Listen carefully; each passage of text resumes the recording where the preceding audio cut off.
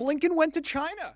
Why did he go? What happened? What does it mean? Is World War III more or less likely to happen thanks to this visit?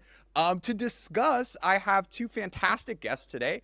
Professor Dolly Yang of the University of Chicago, as well as Nathaniel Scher, who works at the Carnegie Endowment. Thanks so much for joining ChinaTalk, you two. So we're recording this on Juneteenth, just a few hours after Secretary of State Blinken. He's probably on the plane to Europe right now. So early 2023, Blinken was supposed to go to Beijing, but then something happened flying in the air.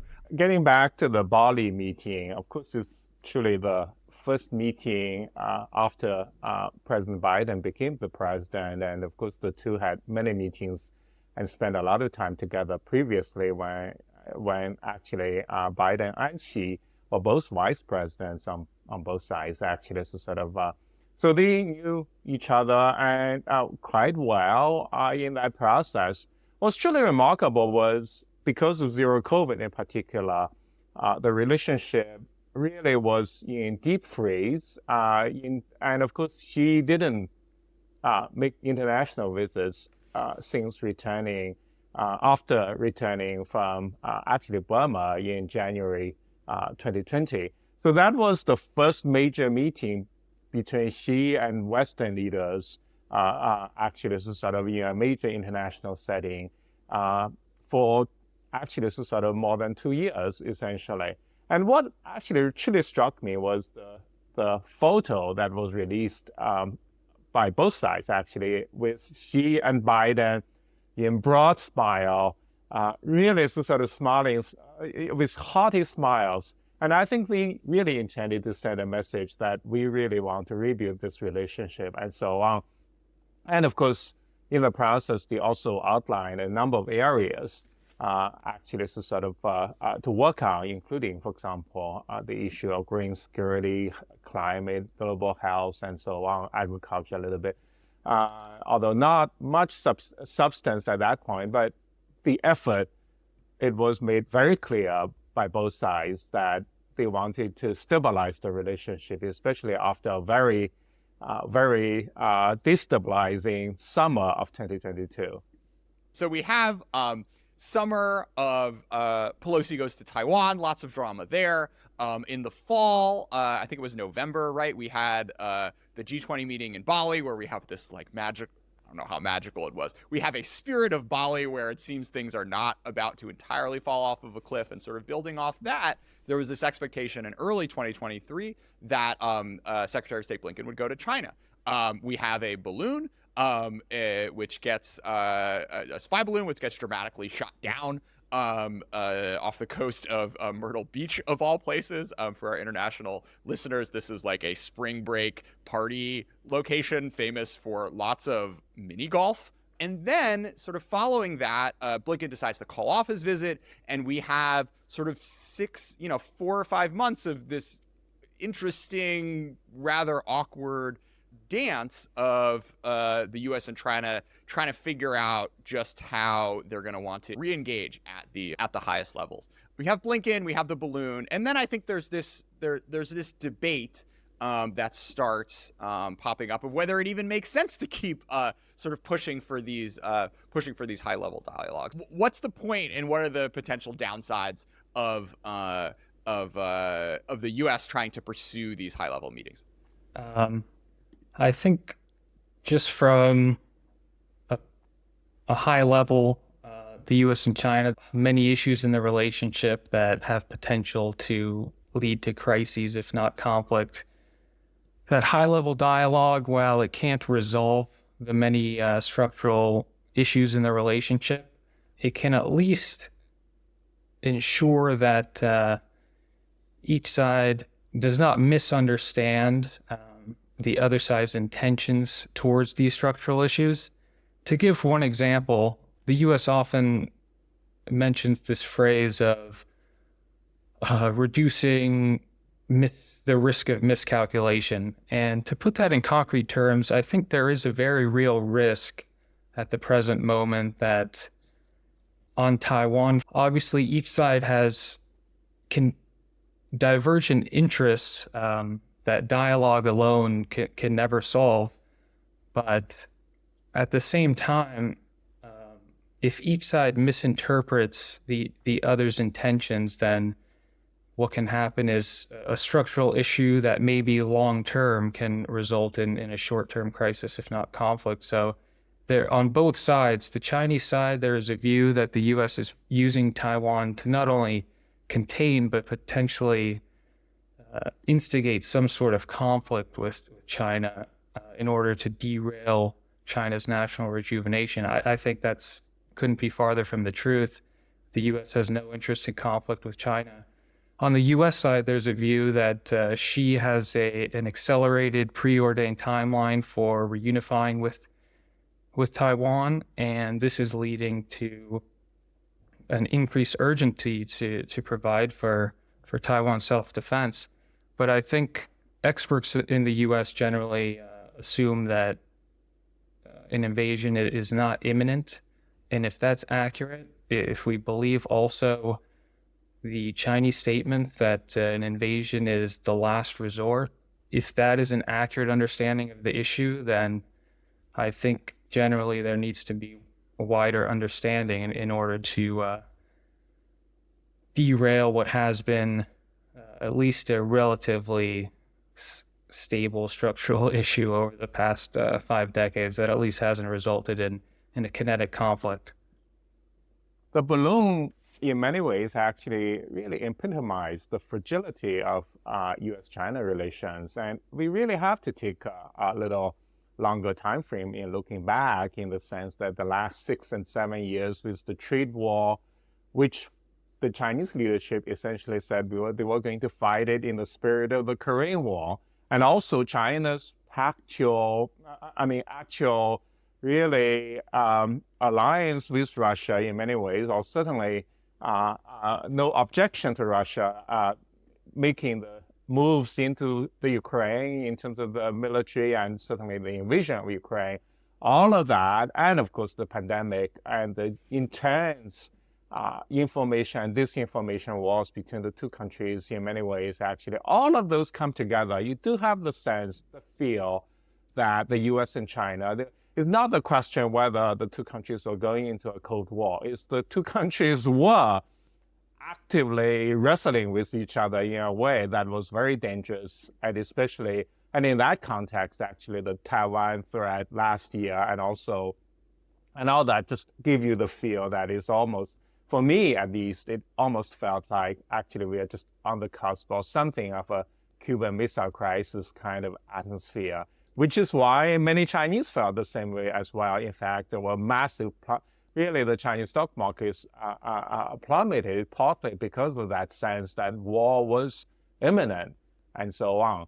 And of course, in that sense, I think actually in fact, on Chinese social media, it's really interesting when many people began to say that U.S.-China relations, there is this big mega cycle, but the mega cycle started with that little ping pong ball, but ended with this gigantic balloon, this round structure, right? That's another ball essentially in the air. And I think actually that really put it very much in context. I think actually we are always, especially for many people who know intimately the history of the Cold War, especially during the height of the Cold War, there were a lot of efforts at confidence building, at open skies, at efforts at arms control. And a lot of those followed the Cuban Missile Crisis in particular. And I think there is a sense of urgency on both sides that, this relationship is just too important in a way for global peace to be left just really sliding into increasingly open confrontations and so on. And I think actually in this case, the U.S. in particular has a lot of experience, and so sort of in terms of all the people, and including some were students of the Kissinger era and so on, this emphasis in thinking that you have to try to manage. And I think the Chinese side actually bought the rhetoric as well, in the sense of the need to stabilize the U.S.-China relationship. So we had this. All right. So we have the sort of. I think Washington clearly wanting to do something to stabilize the relationship. Also, Xi he's agreed to these meetings, so apparently there was some sort of will in there as well. There was a debate, which maybe we won't get into so much on this episode, about just how much the U.S. was quote unquote sacrificing in order to sort of bring till today this like seeming rapprochement of a handful of meetings in Washington where Chinese ministers came over to meet with U.S. Commerce and Treasury secretaries, and then the big coup de grace is Blinken going to China. So yeah, let's dive into what happened over the past weekend. It was a very interesting setup because there were extraordinary low expectations. I think there was a readout by senior NSC official Kurt Campbell talking to the media before saying like, hey guys, like don't expect like anything to come out of this. This is not one of the meetings where you're going to have a big list of accomplishments. But there were some readouts, and I think there are interesting sort of wrinkles that you can see reading at what the U.S. and China both said in their experience of the meetings. So what struck out to you two? Let's go sequentially. So first we have Qin Gang. Professor, who is he, and what came out of that meeting? Yeah, I think, first of all, expectation management is built into the White House operations nowadays. It's not just actually about foreign policy, it's also in elections and so on, right? So sort of, in a way, Kurt Campbell was doing his job. But of course, it's also a reflection of the frozen, the state of relations. And of course, the part of the issue here is also there is a desire to make sure that the Secretary of State would be the first to go rather than some other cabinet member, even though China appears to be much more willing to let the others happen. And I think there is some sense that the Secretary in particular has been leading the effort to really sort of in terms of confronting China and so on. Well, Qin Gang, of course, as many in the audience would remember, was actually the Chinese ambassador to the United States. And in fact, he served as ambassador. He succeeded the former ambassador, Xi Tiankai. And only actually, so sort of relatively recently, a year and a half ago, more or less. And then he got this fast promotion. In fact, to sort of back to China, was made a Central Committee member last October, and then, of course, was made not only the foreign minister, but also a state counselor. So it was extremely fast promotion, which also indicates the importance that the Chinese leadership attaches to U.S.-China relations. But there is a little history, though. Because of the frozen state of U.S.-China relations, when Ambassador Chen was in the United States, he was immensely frustrated because he couldn't get to meet people in the administration in any serious way. Actually, he wasn't received by the president, for example, and so on. And likewise for the U.S. ambassador in China, and both actually were making efforts to travel, although the U.S. ambassador in China was having greater difficulty because of the zero COVID issues. Qin Gang, though, actually got a lot of attention back in China for traveling to Texas, to the Midwest, and other parts of the U.S. as well. And he has decent English and so on. He's served in Europe. And so in this case, actually, so he becomes the foreign minister. But unlike Secretary of State Blinken, though, Qin Gang, even though he's the foreign minister, he actually is not the highest ranking foreign ministry official, because within the Communist Party, there is this office for the Central Commission on Foreign Affairs. And the chairman of that commission happens to be Xi Jinping himself. The office director is the former foreign minister, Mr. Wang Yi, who actually has gained a tremendous amount of attention for being a lead wolf warrior in recent years, especially in the battling with the United States in the foreign policy arena. So in essence, that's where actually Qin Gang is. That's why he's the first one to meet. And of course, in some ways, it's a little bit of a tricky situation because we tend to think, well, shouldn't there be equals meeting equals? And in the U.S. and China lineups, very often it doesn't work exactly like that. So Qin Gang and Secretary Blinken, they met for actually 5.5 hours, I think, initially, and then followed by a working dinner. So altogether, it came to something like 7.5 hours. So apparently, they had a long list of issues, and of course, to air their grievances, to talk about actually what they hope to achieve, and so on. But of course, here is the key also. So after that meeting, the Chinese bureaucracy works very hard in producing minutes, in summarizing what happened.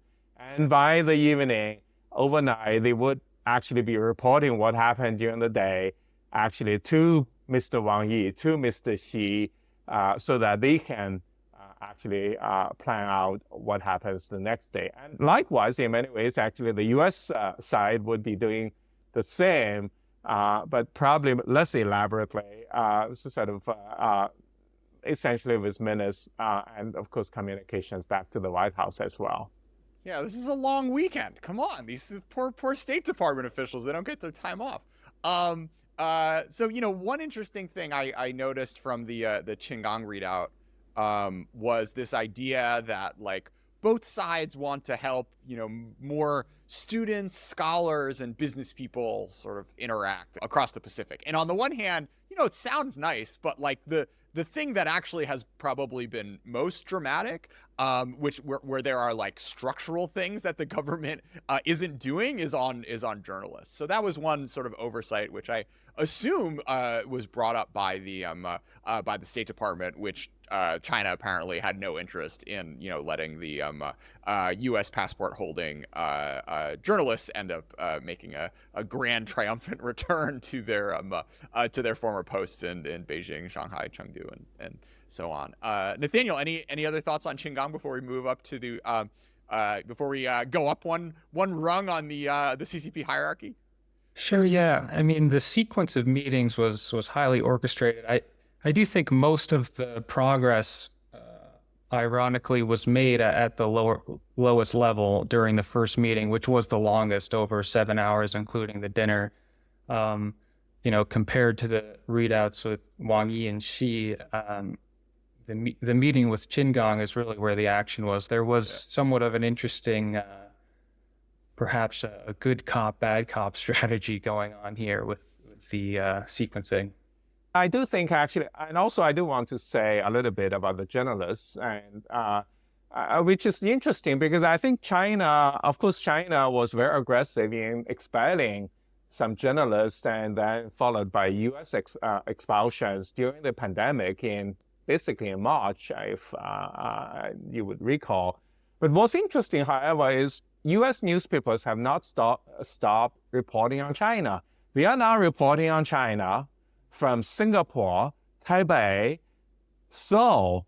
And so my hunch is that's giving the mainland side or the PRC side some idea that maybe it's not as a good thing to actually force all those journalists to be reporting on China from those places, and especially from Taipei rather than from Beijing.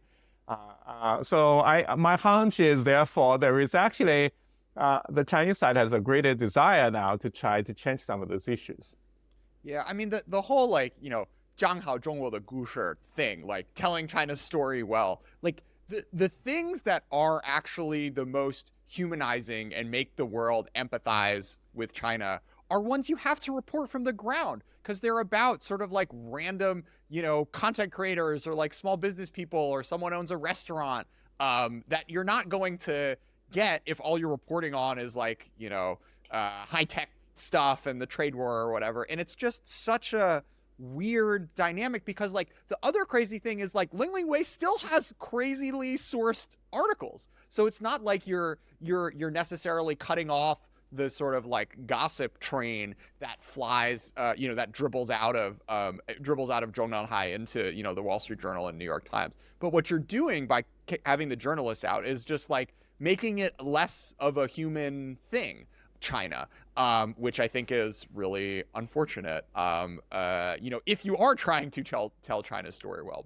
but apparently they don't, people who have the decision to make on this are not don't necessarily see it that way. Let's now go to Wang Yi. Professor, who's he, and what happened in that meeting? Well, of course, Wang Yi is now actually a member of the Politburo, which so is 24 men who are the true power holders in China today. And of course, he was the previous state councilor and minister of foreign affairs. He actually is a Japan specialist and served as Chinese ambassador to Japan at one point. But of course, as is known, his reason, actually, he apparently has a very good relationship with Xi. And of course, it's Xi who gave emphasis to the idea of telling China's story well, of discourse power, and also helped to make the foreign ministry really, rather than the diplomatic ministry, the discourse power ministry in some way in recent years. And Wang Yi led that effort, and including introducing the very aggressive style of pushing China's positions and attacking, and in fact, day in, day out, for example, representatives of the Chinese foreign ministry today still on Twitter, they would actually make comparisons between the US and China, and of course, always trying to put the US in unflattering light and so on. And Wang really led that effort. The irony, however, is given that he was a Japan specialist and so on, he actually was known initially for being very diplomatic and so on. So it just shows actually how the structure has changed. Now he is the director of the General Office of the Central Commission on Foreign Affairs, which Xi leads. And of course, that commission also connects with the National Security Commission and some other commissions as well. So the Communist Party has a set of those commissions, which Xi generally leads.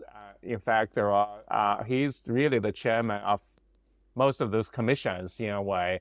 And they are the operators of the key issue, really in overseeing key issues, and the gatekeepers also of the attention of Mr. Xi as well. I do think there was a bit of it's funny that you mentioned this good cop bad cop thing. I feel really bad for Blinken. Like, he's jet lagged. He just had like a 14-hour day the day before, and then Right. Wang Yi And has to no listen- red carpet. Sorry, no go red on. carpet. And then he has to listen to Wang Yi tell him about what is it, the 历史逻辑和必然趋势. So like the historical logic and the sort of inevitable tendency of China's rise. And Blinken just must be there like, man, I flew all the way here for this. Like, did we get this in Anchorage? Like, come on, guys. Anyways, Nathaniel, what thoughts on Wang Yi meeting number 2? Yeah, I mean, I guess first it's a low bar, but the fact that the second day Blinken was in Beijing, he met with Wang Yi, and Xi already exceeded some people's expectations. Although the meetings themselves may not have been as productive. I mean, this idea of 张好张国的故事, his primary point during this 3-hour meeting was that the U.S. is misjudging China, 误判中国, and this, these incorrect perceptions are leading to the incorrect policy. So most of it was about trying to explain, China doesn't seek hegemony, China doesn't challenge the U.S. position, and that somehow if China can convince the U.S. of its strategic intentions, then it'll lead to a correction in China's, the United States' misguided policies, i.e. hyping the China threat, as he says, technological suppression, sanctions on Chinese officials, etc. So this meeting was really to blame the United States for the downturn in relations, potentially to correct some sort of high-level strategic understanding about China's intentions. Not sure how successful that will be. but it didn't seem like any attempt to reach any common ground on any issues, really. So my sense is this particular speech, or what is essentially a lecture, blaming the U.S. and so on, and asking the U.S. to reflect on what you've done and done wrong in understanding China and so on, is primarily intended for the domestic audience in a way. But at the same time, emphasizing, China is not trying to change everything. So actually, but that actually is very interesting as well in the sense that is suddenly basically China, the Wang Yi in particular, on behalf of the Chinese leadership, is basically saying, look, we never try to be revisionist. We actually, in a righteous way, are the keepers of cooperation. We want to move forward and so on. Now, and of course, blaming the U.S. for messing things up. But at the same time, though, by taking that stand, it actually does put China in the position of saying that, well, this justifies us to continue. Now that the U.S. is coming to us to meet, therefore, we are willing to forgive and, of course, to work together on some issues, essentially. All right, so we had this sort of awkward will he or won't he few hours where it wasn't clear if Blinken was going to meet with Xi. I do like that the sort of idea that like maybe Xi, like if the meetings went really badly, would have just decided to like, I don't know, go for a swim or something instead. But they have this meeting. Anything in particular came out of that that's notable to either of you two? There was this Lotus thing that's kind of interesting. There are a few notable aspects of the readout. Obviously, much shorter, only a 35-minute meeting. As Professor Yang said, there's a domestic audience for these readouts. There's clearly also an international audience. She multiple times mentioned the international community and the importance of handling the bilateral relationship well, which bears on the entirety of the international community. So, and the U.S. as well mentioned in its readouts that the U.S.-China relationship bears on bilateral interests as well as those of the international community. And this is kind of a wrestling match going on about which side is presenting itself as the more responsible actor to the international community. I mean, I think to begin with, the fact that the United States is requesting all of these meetings, regardless of the fact that it may look somehow like we're clamoring for meetings, as some have suggested, just shows the importance that the U.S. places on these meetings as well.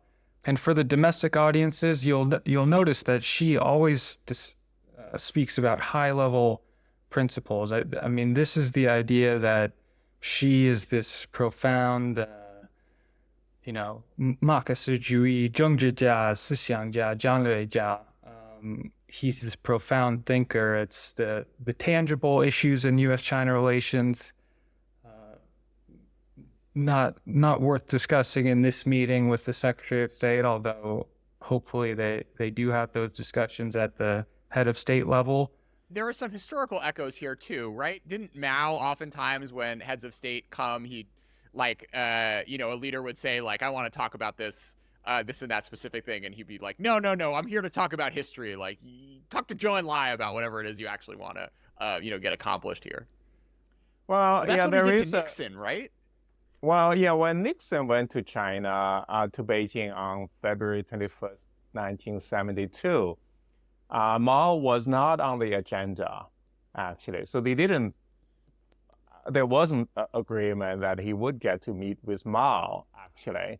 And the timing was also essentially dependent on Mao's sleeping schedule, in a way. And Mao had suffered a health issue after the death of Lin Biao and so on. So he wasn't in the best shape. So part of the reason that Mao wasn't as interested in the details was also because of his health conditions. And Zhou Enlai was minding all the details and so on.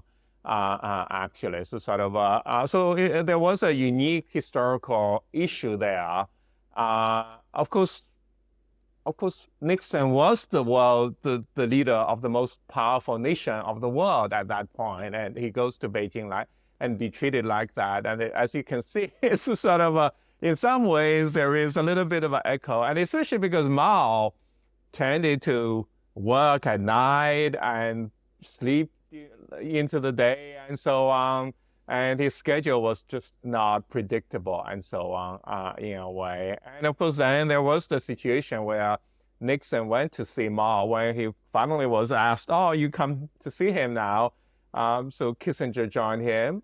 So did Winston Lord, but they excluded Secretary of State Rogers at that point, actually. So it was a remarkable kind of, well, as you can see, it's sort of all those kind of things. This is nothing compared to that particular drama in a way.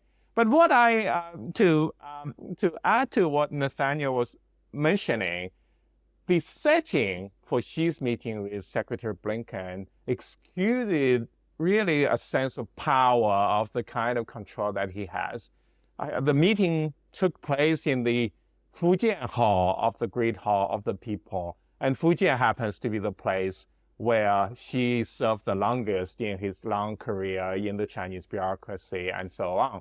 And the point, the painting behind him actually is a mountain range in Fujian. And then the lotus flower, of course, lotus in Chinese, essentially the first word, he, sounds like both the first word for peace and also the first word for cooperation. But there is another personal side to it. The lotus flower is practically the flower for the hometown of Madam Xi Jinping, namely Madam Peng Liyuan.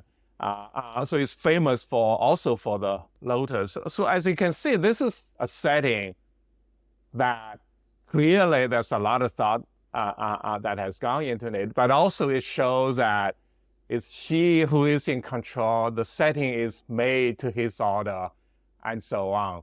And it essentially, primarily also him talking, but at the same time setting the general tone, saying that, oh, you have reached some agreements on details. He didn't go into those, but those can be followed up. But he set the tone.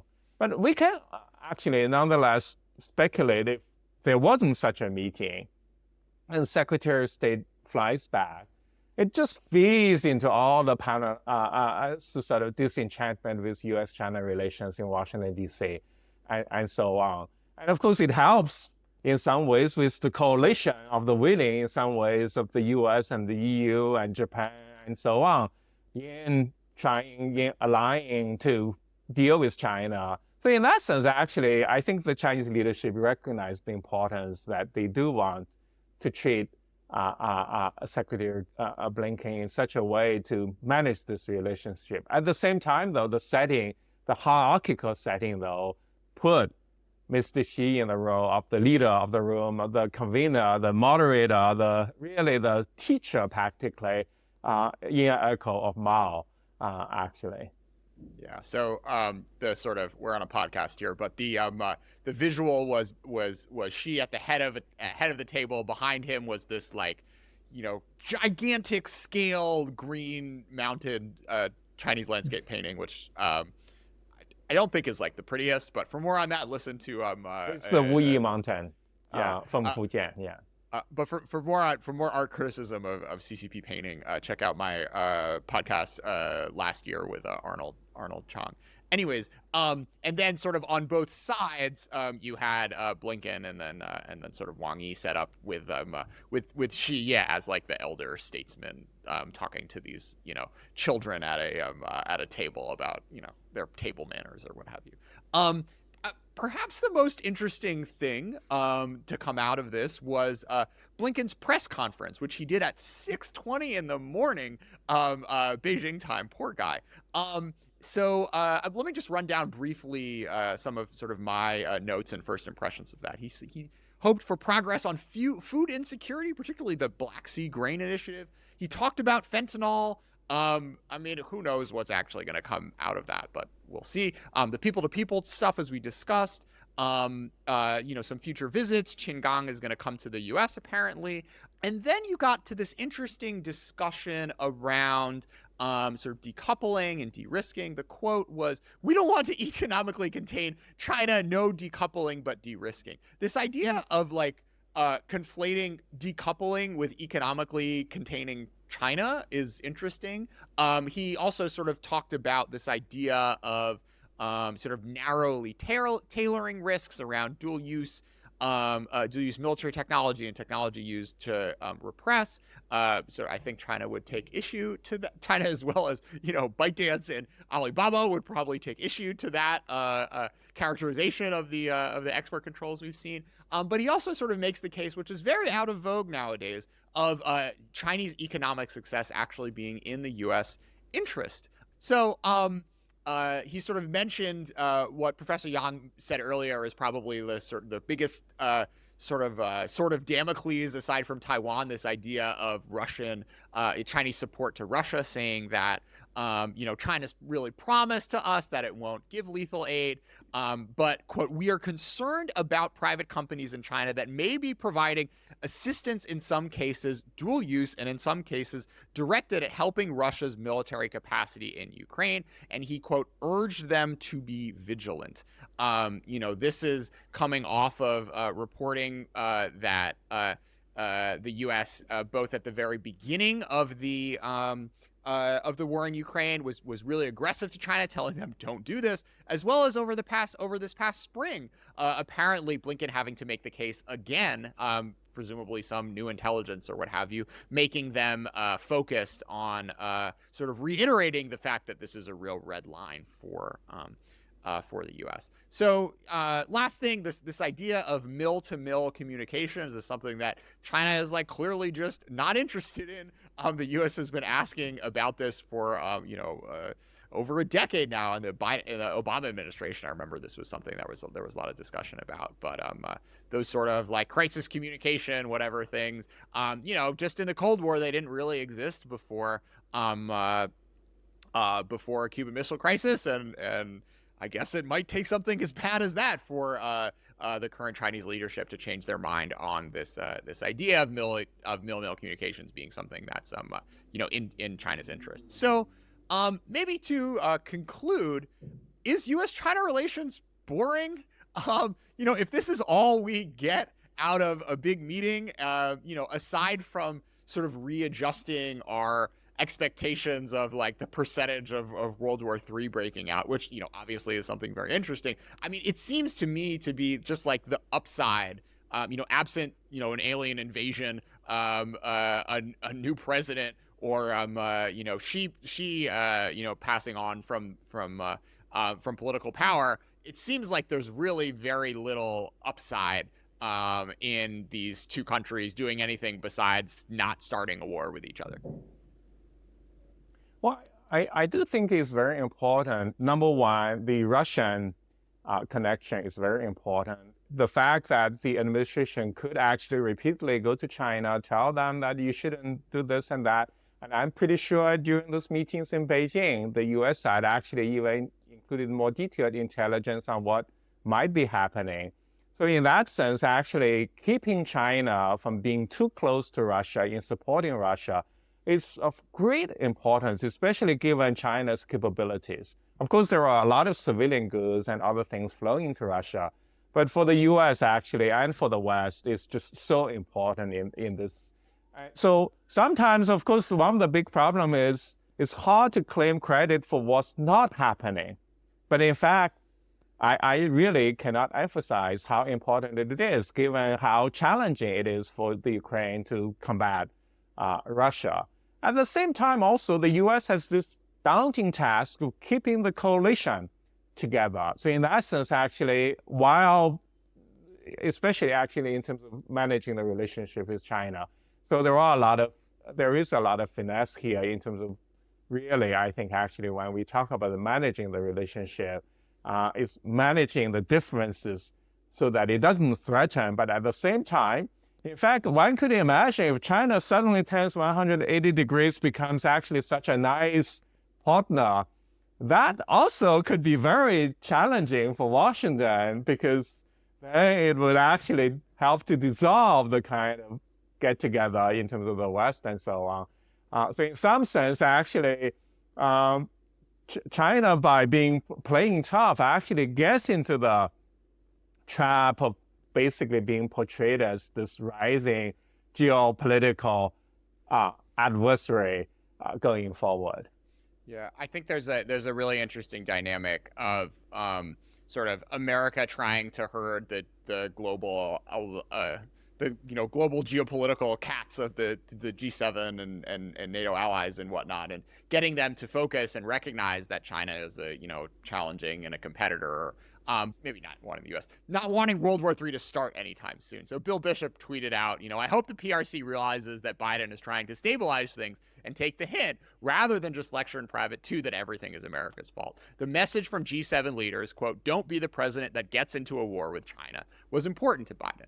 And, maybe that is sort of the a hopeful arc is, maybe the sort of like, on the one hand, I'm sure there were sharper words said behind closed doors, and your idea that, aside from just saying, we think there might be some private companies doing bad things, we've seen entity listings, right, over the past few months of Chinese firms getting caught for shipping drones and what have you to the PRC. So that balance of being tough when being tough is important, but also not sort of going too far over your skis from the perspective of wanting to sort of build this global coalition about this understanding of what Xi's China in 2023 is really all about, is a very tricky balance. And the sort of trade-offs that may have had to have been made over the past few months to set the groundwork to have this meeting.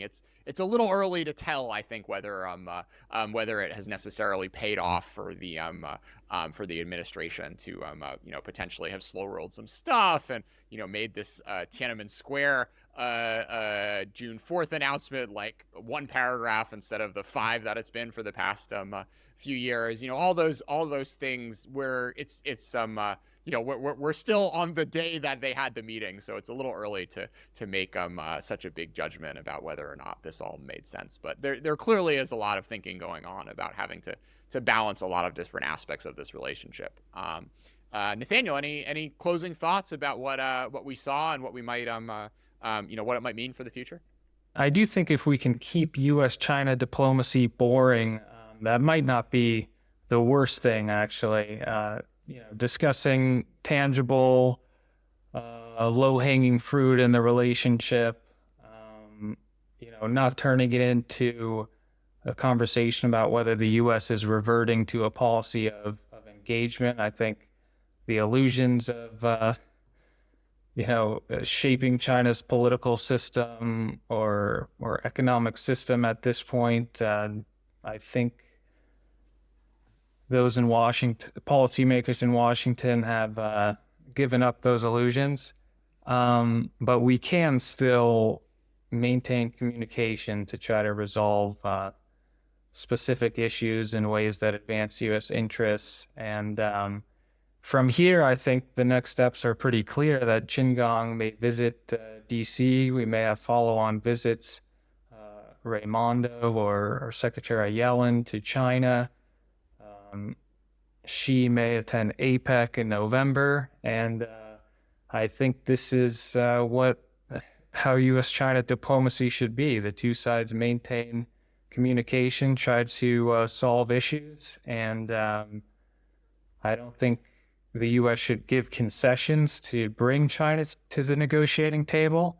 Obviously, that reinforces a pattern in Beijing where they can use dialogue as a bargaining chip, but I do think the U.S. generally is maintaining its competitive approach.